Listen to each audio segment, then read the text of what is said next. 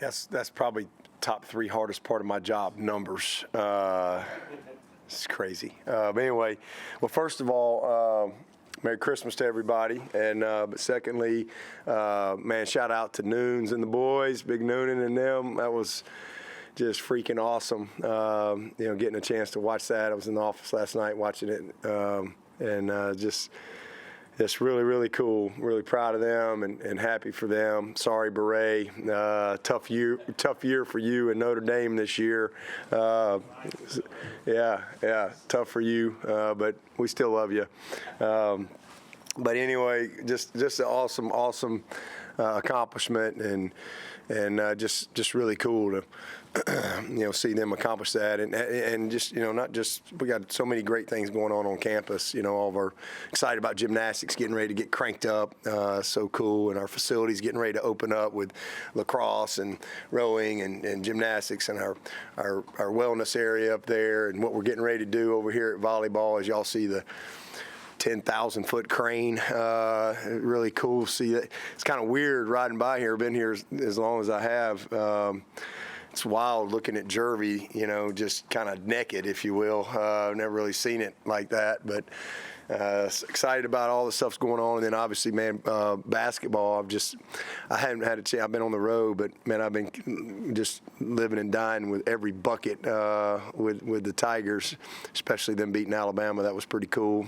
So just really, really fun to see a lot of great things going on throughout November and into December and into the new year. So we'll have a lot of fun with all of our spring sports, coming up. But just awesome to see last night. And then for us, man, just since our I don't know when the last time I saw y'all. It was the South Carolina game, maybe, after the game. Really proud of our team for, how they finished. Is a just great heart and resilience. It's not easy to win games. It's really, really hard. We finished with 8 wins on the regular season, and that's 13 years in a row that we've had 8+ wins, and obviously 12 of those have been 10+. But 13 years in a row of 8+ wins. That's a short list: Clemson, Alabama, and Georgia. So I know everybody thinks it's easy to win, but it's so hard. And so I'm proud of our guys, backs against the wall, and just how they finished. Guys stepping up, a lot of personnel down, and to see them rise up the way they did was great.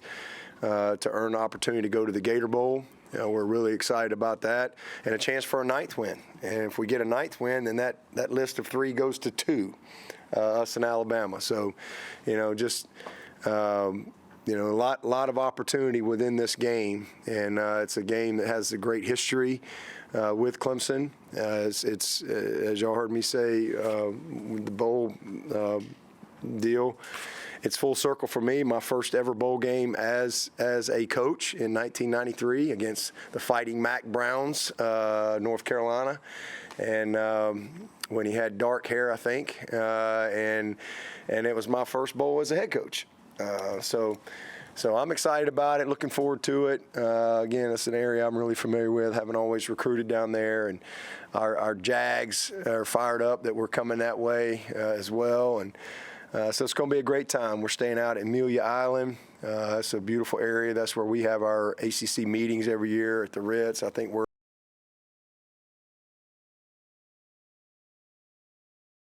But it's a great setup. We'll practice at Fernandina Beach, so it'll be a good trip and a great matchup.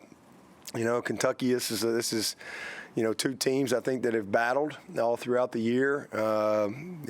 Kentucky is the job that Coach Stoops has done is amazing. I think same thing I would say in his tenure there.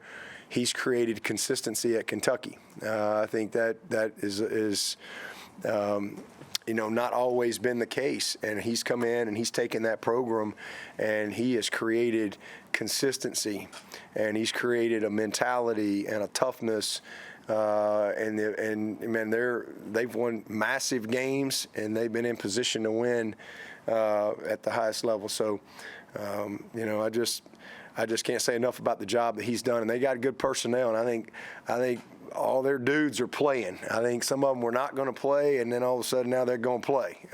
So I think a lot of those guys understand this stage and the opportunity that they have, and so it's a really good matchup. I mean, offensively, they're very experienced up front. This is a bunch of big dudes that have played a lot of ball, and they're built to run it. That back is a great player. He leads the SEC in touchdowns. I think he's second in the SEC in receiving yards. So they get it to him a lot of ways. He's a really, really good player. 6, 7, and 9. They're 3 receivers. They spread the ball out. Leary, we know a lot about Leary. Obviously, we've seen him a bunch. He's a very good football player as well, and he's taking care of the ball for him this year. He's done a good job with that. So ironically got a chance to really kind of study them, even though I wasn't really studying them. We're getting ready for South Carolina, got a chance to be familiar with them as we started our preparation. But it's a good football team, a lot of shifts, motions, but again, built to run it. And they're going to challenge you physically, so you better be ready for that. And I think every game they've won this year, I think they've averaged 150 yards or more rushing. So it starts right there. We've been a really good postseason team around here all the way back. We've had 12 postseason wins, and that's in 12 years in a row. I think that's a college football record. So we got a chance to break our own record, with a postseason win. But we've been a good postseason team because, we've been ready in the trenches. It's hard. It's hard to win postseason games. You're talking about championship games, playoff games, bowl games. You don't win these type of games if you're not ready in the trenches. You just don't. Simple as that. And that's where this game will be won and lost for sure. That and for this team in particular, winning that turnover margin. It's been critical for this team, and we've had 4 good wins in a row, and we've won the margin in all 4 of them, and that's made the difference. So that's what this one's going to come down to, and so excited about our preparation defensively. They got dudes. Really good linebackers, very good up front. That Zero is a monster. He's 6'6", 350, something like that. He is a big, strong man, and their best corner wasn't going to play, and now he's going to play. So they kind of got all hands on deck over there.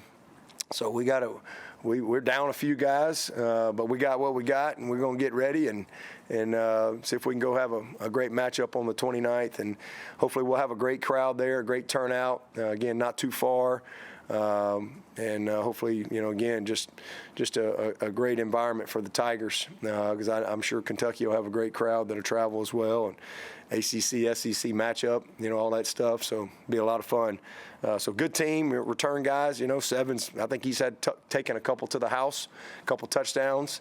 So it's a team that's committed in all 3 phases, and we got to be ready. Practice-wise, we got started Sunday night, and we've been on the road, planes, trains, automobiles, a lot going on.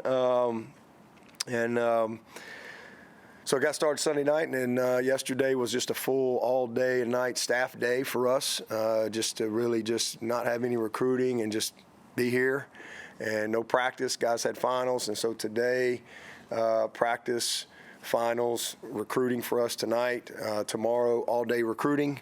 Players got finals all day, and then we'll practice and recruit Thursday, Friday, Saturday, Sunday. And that'll kind of be our schedule. Sunday it'll go dead period, or quiet, and then we can't be off the road.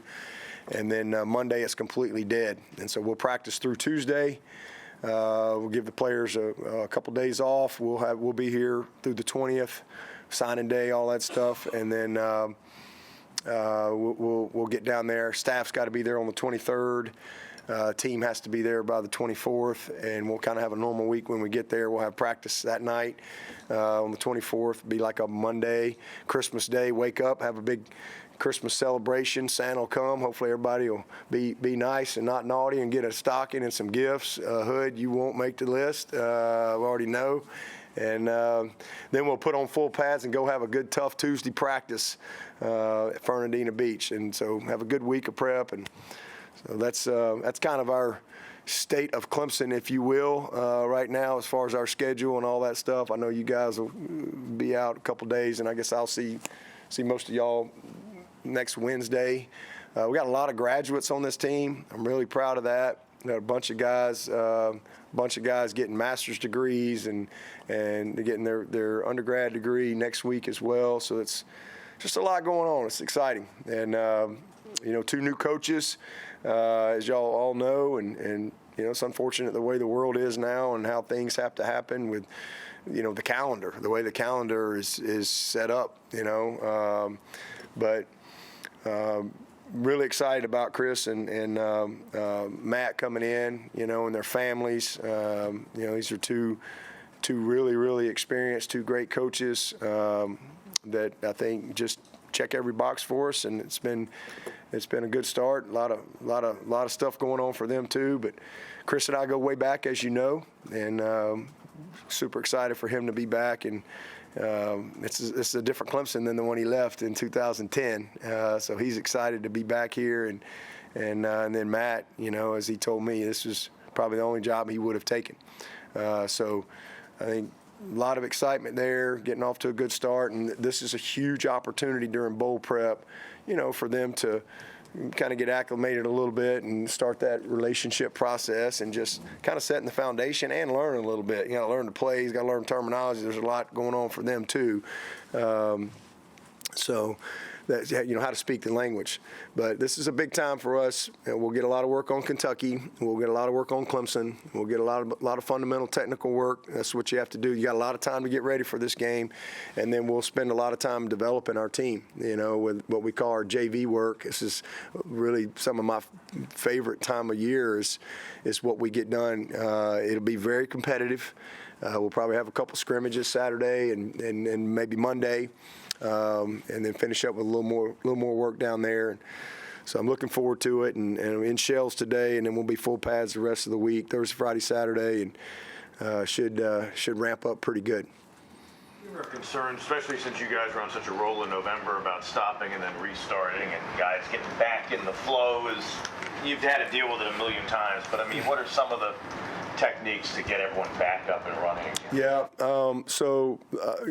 a lot of the years, the past 8-9 years, we've been in the championship game, and so we've kind of had that week, and it's God, you're worried because you only got such a short break before you get back started. You usually have about a week and a half or so, but the biggest thing is that first week, just let them just have a break. I think they need it. Everybody needs to disengage. Obviously, there's a lot going on.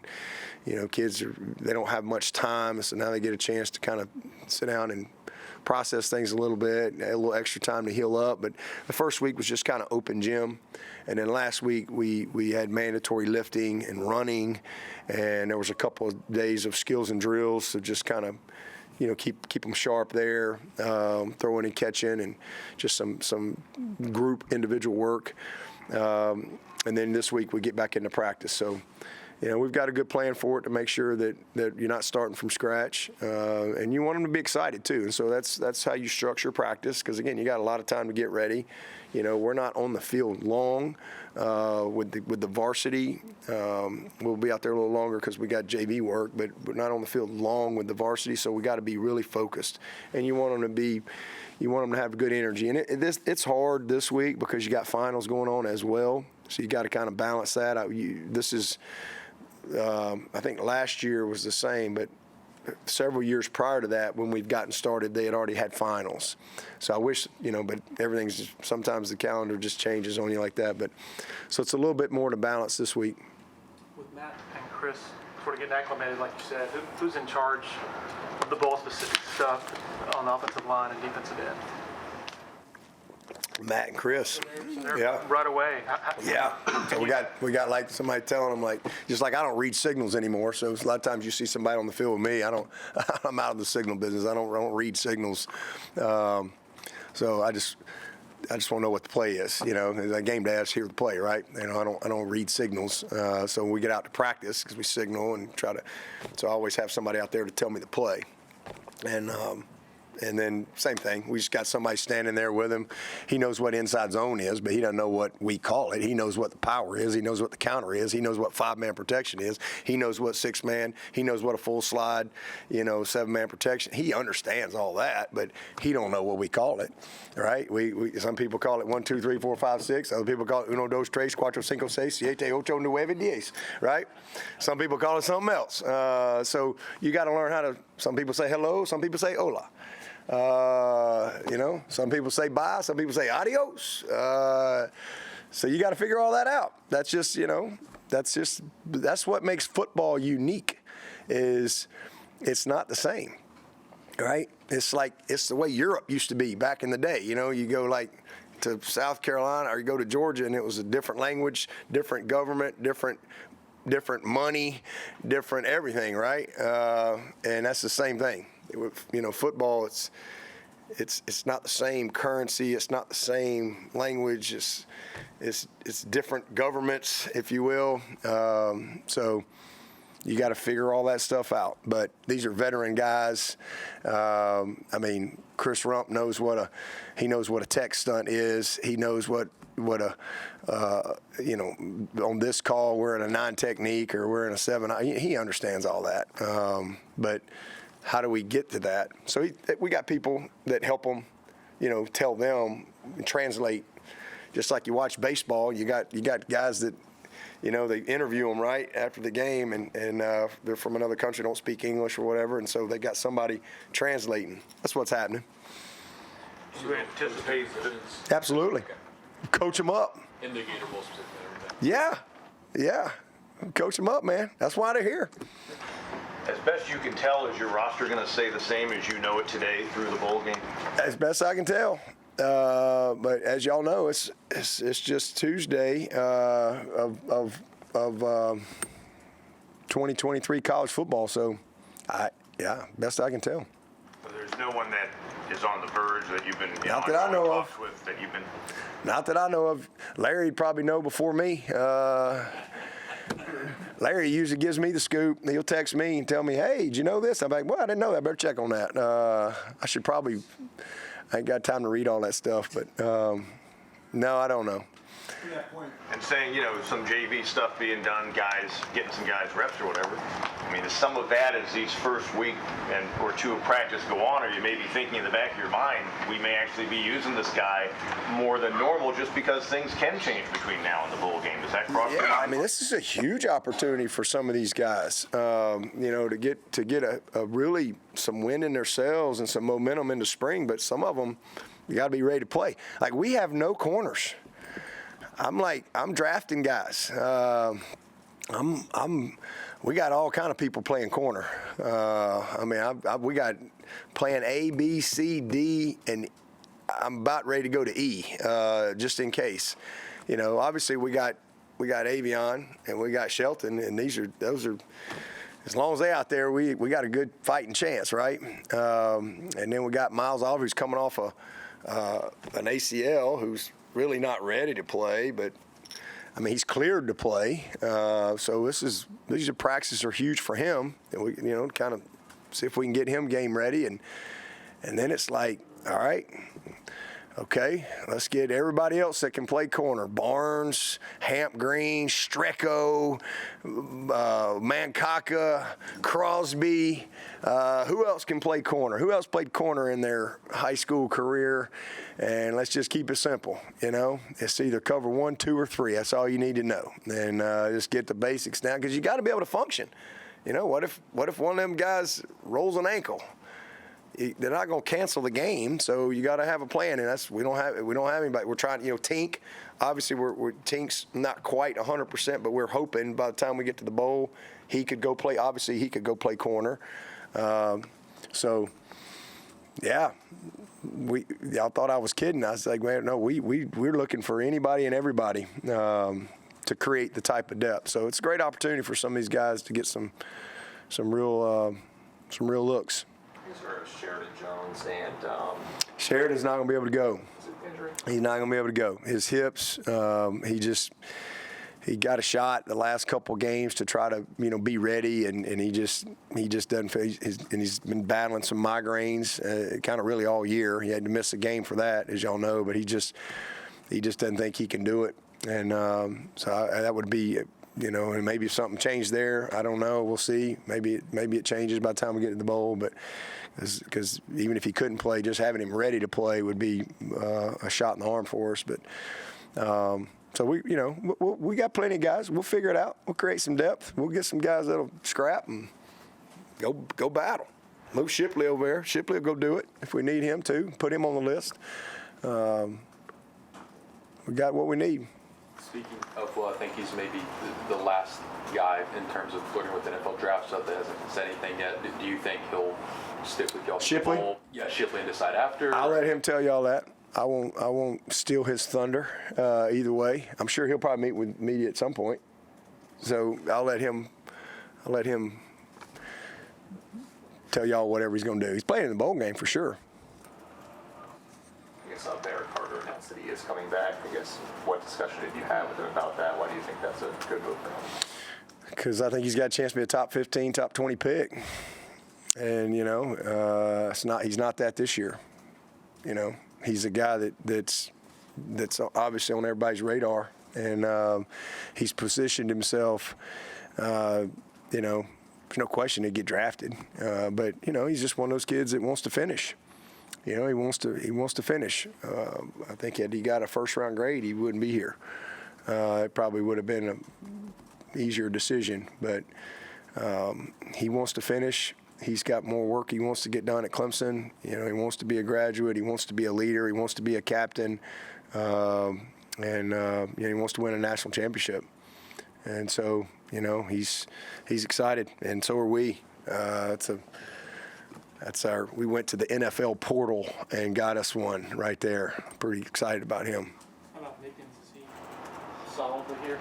Yeah, he's. As far as I know, he's graduating. We got a bunch of guys graduating, and his intention is to go pro. That's been what he said from day one. But he is not. Obviously, we'd love for him to stay, but I don't know that he's made that decision yet. But nothing's really changed from where he was, at this point. I think he's maybe still trying to decide what he wants to do there, whether he wants to go pro or come back another year or whatever. Any update on Antonio Williams? Yeah, he looks great. Yeah, he looks great. Yeah, he was able to. It's been good to see him bouncing around. Have him. Cole Turner's looking good. He can't play, but that's two guys we really hadn't had all year. Antonio played 4 games, and really not even a full 4 games. 3+ games, and then Cole's obviously been out since first game and a quarter. So both of those guys are doing well, but Antonio, should be able to play. And Spector, we think he's going to be able to. By the time we get to bowl site, we think he'll be full go as well. You mentioned Lukus things up at court. Lukus had surgery, so he's out. Strozier had surgery, he's out. That's 2 pretty good ones there too, and I hate it. But yeah, Lukus, he's probably 7 weeks or so should be ready to go for spring, and same thing with Strozier. You mentioned with the coaching hires that you've been talking to Lemanski about it for a while, and that was in your mind, and that you didn't really think about making a change at offensive line until you had time to think about it and kind of come home after the game.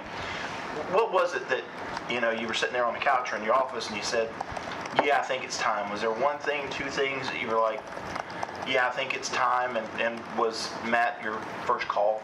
Yeah, Ski and I, something we talked about for a while, and he was just honestly just kind of ready for kind of the next step on what he wanted to do, and so it was just the right time there. We just talked about, again, what that looked like and, what the process of that, and so excited for him, and and he did a great job for us, man. I mean, he's coached those defensive ends every game since 2018. and obviously recruited Miles Oliver in here and TJ and KJ and all these guys. He's coached. I mean, he's done a great job, but he was ready for a different path, I think. And then, but as far as the OL, I just, end of the season, you got some time. That's what I do every year is evaluate everything in our program. Evaluate it all. Some things or some years you stay the course in some areas, or some years you make some tweaks that you don't even know about, and some you make some changes that, unfortunately, it's a personnel change, or it's a public change, or whatever. And that's the hard part of our business, because you're dealing with, you're dealing with people, and you're dealing with their lives, and there's no greater person on the planet than Thomas Austin. I mean, there's just not. I mean, he's just one of the best people on the planet, and I love him, his family. I mean, this is a hard thing. And, the guy's a captain for me. So those are tough. But at the end of the day, we all have a job to do. And, I evaluate everything every single year. And when I think I need to change, whether it be something as simple as, something in the locker room like we're going to do this year, something like that, or it's, again, a personnel move. Those are things that's my job. And the first call was Matt, and I've known him for a while, but I wasn't planning on making a change. I wasn't even thinking. I don't think about stuff like that. I'm trying to win the freaking game. I'm trying to have a great day that day. That's not stuff that I process, during the season. And so, after just some conversations and meetings and just kind of evaluation, I felt like we just needed a different direction there. And so reached out to Matt, and it was very quick. And he was my first call. And as he said, he's had a lot of he had opportunities last year. He's had a bunch of opportunities to get back in, but this was, as he said, the only job that he would get back in for. And so it was the right timing for him, right timing for us, and it's been a lot of fun, getting that transition started. You're gonna love him. He's got a great wife, Ashley. She's awesome, and Harrison and Cooper, his two boys, are 15 and 12. Coach Frew over at Daniels, the luckiest coach on the planet, recruiting all these football players in here for him. So he's got some couple boys that play ball, and then same thing with Chris Rumph. I coached Chris's youngest son. He was on my travel baseball team for years, little Chris, and we called him the Rumph Shaker because he'd get up in that batter's box and he'd just shake that rump. He'd just shake it. So we called him the Rumph Shaker, and now he plays DN for the Chargers, and so it's kind of cool to watch him grow up and mature. And a lot of great memories of little Chris running around at camp, and then Elijah was just a baby, and now Elijah is a grown man. He's a big time running back, linebacker guy somewhere out in Minnesota, so hopefully Daniel High is going to continue to have a bunch of coaches' kids. Man, we've had some great ones roll through here, so. It's been fun, but great guys and good fits for us, and have already hit the road. I've been on the road with them. They've got a great presence and great reputations with coaches and all the people involved in recruiting. So y'all will enjoy working with both of those guys. With Hunter Helms leaving, do you think the numbers dictate maybe looking into the portal at quarterback at all this offseason? No, we talk about that at every position, but we like the guys we have, and we like who's coming. So we feel pretty good about the direction that we have there, and Paul Tyson's going to stay. So Paul's going to stay. He's got another year, but he's going to be, we call him Uncle Paul. So Uncle Paul's he's going to kind of be Zeb Nolan. He's going to be our Zeb Nolan. And Lord, how God help us. Hopefully we don't have to get to that point. You know, if you get to a fourth quarterback, it's usually not pretty good anyway. It's probably you're probably resetting your goals, Larry, if you're down to your fourth quarterback. But Uncle Paul's going to stay. Uncle Paul's going to become a coach. He's going to become Coach Paul, and so he's going to be a student coach, and that's what he wants to do. And so that was kind of part of getting him here. But he's got another year of eligibility, so you know he's going to be a coach, but he's going to stay in shape and keep his arm ready. And you know, again, if we had to get to a fourth guy. You know, he'd be the guy to go play for us and could function, obviously, and, you know everything. Obviously, he's going to know the game plan week in and week out intimately as kind of being a coach for us. But we're excited. We're excited about, obviously, Klubnik. We're committed to him, believe in him. He's our guy. And, you know, we saw a lot of growth in him this year.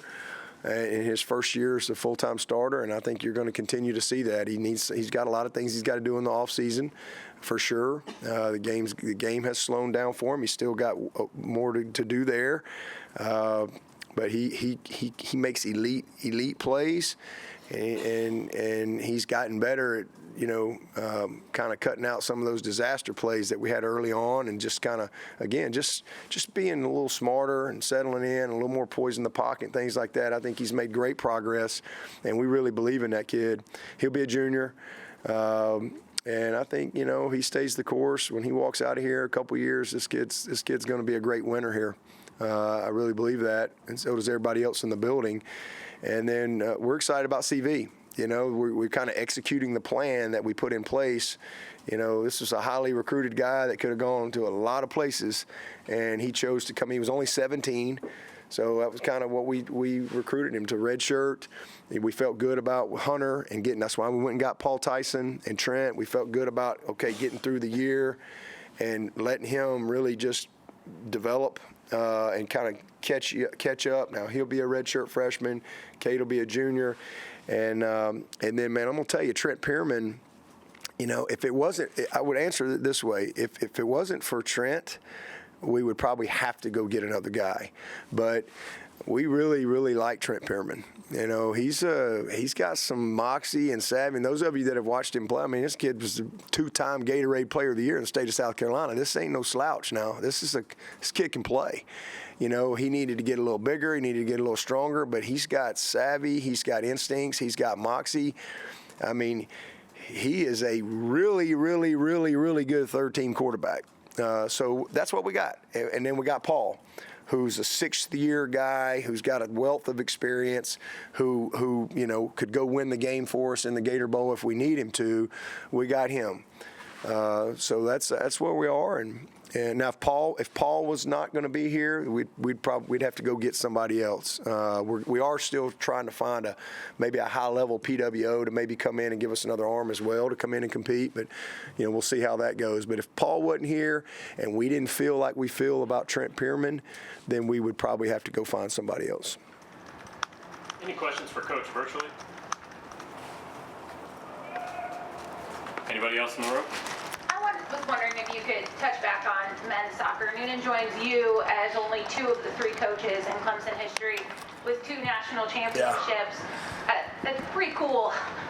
Just a little bit more about what they've been able to do, and especially 2 in 3 years. Yeah, it's awesome. Race to 3. I sent him a text last night. You know, first one to 3 is not the rotten egg, right? You used to say, you know, first one here's a rotten egg or whatever, or not the rotten egg. But it's awesome. I mean, it's so hard to do. I mean, you know, how long has Clemson been around? You know, 100-something years, right? And been playing sports around here a long time. To win one is incredible. I mean, it's hard. I mean, you can look in college football right now. How many coaches have won a national championship? Not many. It's almost impossible, especially with Nick Saban running around. You know, it's really hard. It's really, really hard to do. And in any sport, but certainly at this level. And, man, I'm just really happy for Noons. And I told him, I said, all right, it's a race to 3, and you get first crack at it because his season's going to end before ours next year. So it's just a lot of fun to see, all these sports on this campus be successful. But I'm really just so happy for them. And, and they really dominated. I know they scored late, but 2-0 in soccer, that's like a 3-touchdown lead, right? So I'm just really happy for not just him, his whole staff, everyone. Man, I love Julie Ibrahim and to Pierce Tormey, to see all of them and involved, and there's just a lot of great tradition. And to see the job that Noonan has done. Obviously was here when he got hired, and I got a picture in my office we took last year, me and Noonan and Woody and Billy D and Terry Don, and we had the 2 Natty trophies, and we had the one Natty soccer trophy, and I sent that picture. I told Noonan we would Photoshop his second one in there, but I look at that picture, and how cool is that? Man, Terry Don Phillips, I had a chance I went and saw him a few weeks ago, and man, that guy, they don't make him like him anymore. And, his vision, his belief in me and Mike to give us the opportunity and to give us the resources and the time to, grow and develop a great program. There's just so many people involved, and I'm just happy for all those people. It's just really cool to see. And, Larry, you sent me a thing this morning. I didn't even know that. I didn't know that particular quote that you sent me, but when Dan Radakovich came to me about, he just kept wearing me out when he first got the job. He literally kept saying, I want to know 5 years from now. I want to know what do we got to do to take Clemson. And he didn't like our, and he, and I'm just trying to get along with the new boss. And and he just finally kept, I pulled out a piece of paper and I drew this facility. I drew it out. And I knew he was going on a trip to Europe, and I said, here, and I drew it out, and I said, here, take this with you. And he came back and he says, you really think? I said, yeah. And I said, now here's the problem. It's going to piss everybody off on campus. Everybody's going to be pissed. Everybody. I said, but if football gets better, everybody's going to get better. And I said, starting with Coach Noonan, they're going to all be mad at me. And I went and met with Mike. I said, hey, I'll help you raise money. I said, I promise you, everybody's going to get better, because we took their soccer fields. And that's all you need to know about Mike Noonan, Coach Noonan. We took their soccer fields. They're wherever. And man, he just stayed supportive, and that's why I'm so happy, because everybody sacrificed around here. Everybody sacrificed, and because everything was disrupted to build this facility. And, and it's been fun to see it come fruition. I think we've got the best athletic facilities in all of America. And, we've committed great resources. I think we got the best soccer facility and the best soccer setup. And it's been awesome to see. Got time for one more? In this last week leading up to signing day, what are kind of the final touches that you're looking at for this class? This class, we need one more linebacker, and we feel pretty good about that. I actually feel really good about that, and we probably need, based on where we are, we probably need one more OL, and we've been kind of on a few guys there, and that's probably the one area that we've been evaluating the portal, honestly. For some need there. So we'll see how it shakes out. I think we're in a pretty good spot.